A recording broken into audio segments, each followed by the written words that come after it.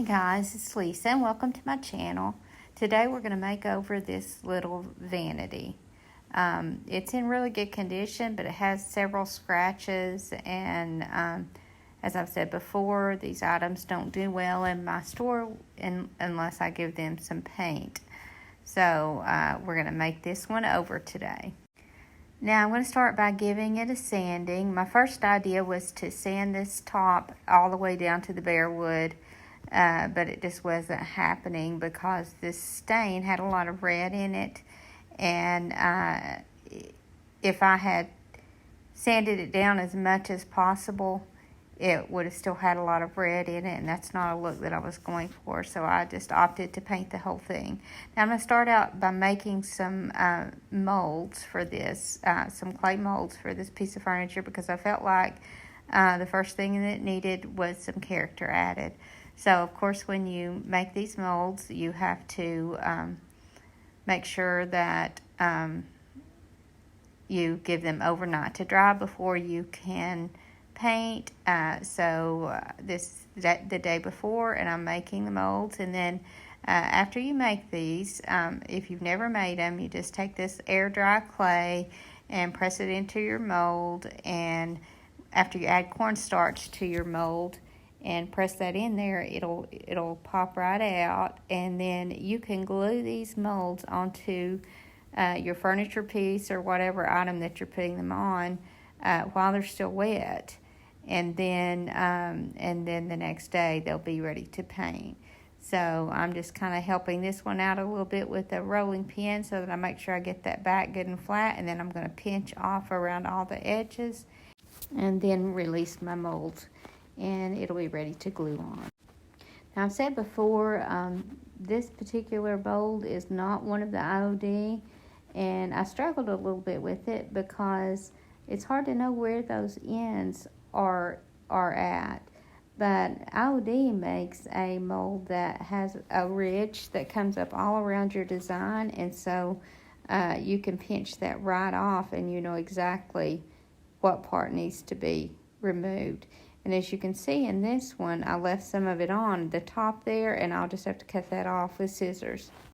So I'm just taking some Gorilla Glue and rubbing it evenly over the entire back of the mold, and or I guess at this point it's an applique. And make sure you get the very edges so that it will lay down well. And then I laid my piece down because I didn't want it sliding. Now here I've decided to whitewash the sides of my drawers, and the reason is because I want to add a little stamp. It's just a little signature thing I've started adding to my furniture. I want to add a little stamp on one of the drawers that has some scripture on it. So I'm whitewashing the whole drawers inside and out because I plan on doing some decoupage inside the drawers. And as you can see here, I started to paint the drawer front white, and then I changed my mind and decided to paint the drawers the same color as the piece. So that's why I'm starting out white here. But like I said, the insides, I just go ahead and paint the insides white. The outside, I whitewash. And the reason I chose to whitewash instead of paint the outsides is because I don't want to get any thick paint on that and have a problem with my drawers sticking. So the decoupage I've chosen for this is just napkins. And if you've never decoupaged with napkins, you have to take the extra plies off. The only ply that you want to keep is the ply that has your print on it. So I'm just separating that, and then I'm going to put a layer of Mod Podge in the bottom of the drawer. That's the only part that I'm going to cover here. And then press that on, press that napkin on, and then put another coat over the top. Now, after I do this, instead of trying to measure these things, I just make sure that I don't get any glue on the sides, and I just press this into the bottom, and then once it dries well, then I can take my X-Acto knife and cut around the edges, and that's just a way for me to get a cleaner finish. If you like to measure ahead of time and you're good with that, then then by all means do that. But this way just works better for me. And this is just a really good way to clean up the insides of the drawers. A lot of these old pieces have some musty smell inside the drawers, or some have some stains. So this is just a way to clean up that inside. And also you're giving your piece a little something extra.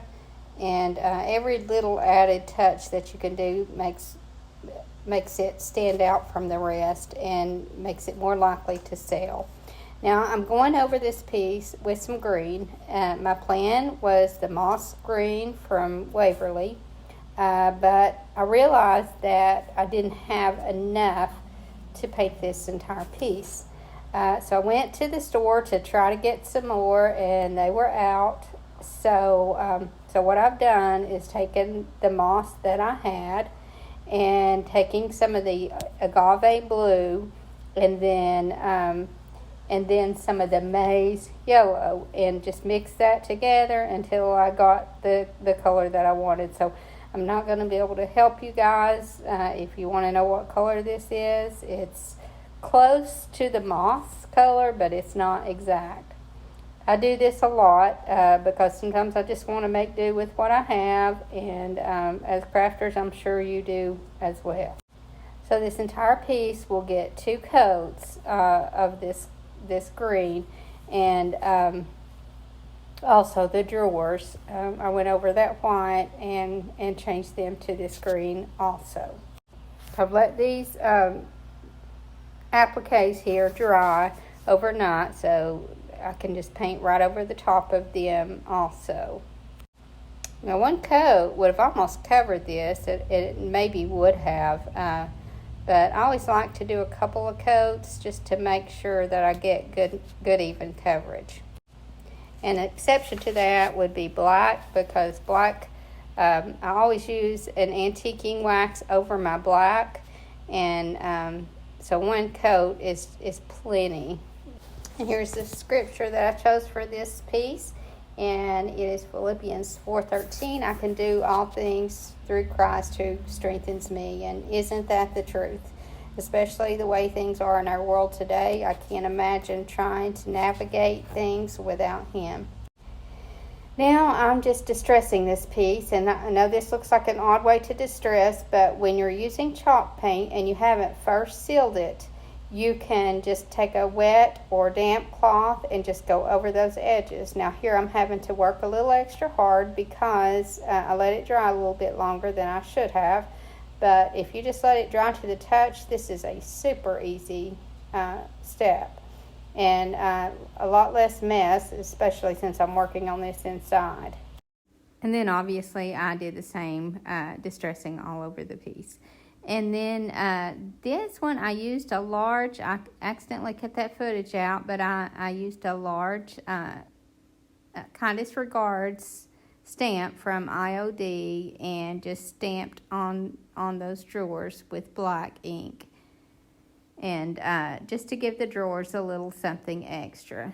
And now I'm using a white wax over the top of the whole piece. Now I've already done the top where there's no detail, and even though you can't really tell it from here, it changes the color. It gives it more of a milky look, which is just a real pretty finish. But in these little detailed areas, it makes the biggest difference, where that white wax just kind of settles in and just makes those areas pop, and it just adds so much detail to a piece. And I just go over the entire piece with this and then wipe it right off.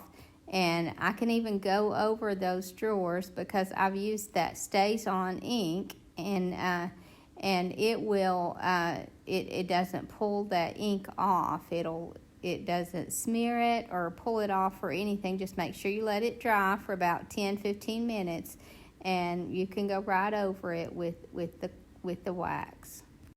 Now, once I'm finished with putting the wax on the entire piece and wiping it off well, then I also took those handles that I had taken off and gave them a good cleaning, and went over them also with a white wax, and it really added a lot to them and kind of married it to the piece. I hope you guys have enjoyed this video, and I hope to see you in the next. Have a great evening.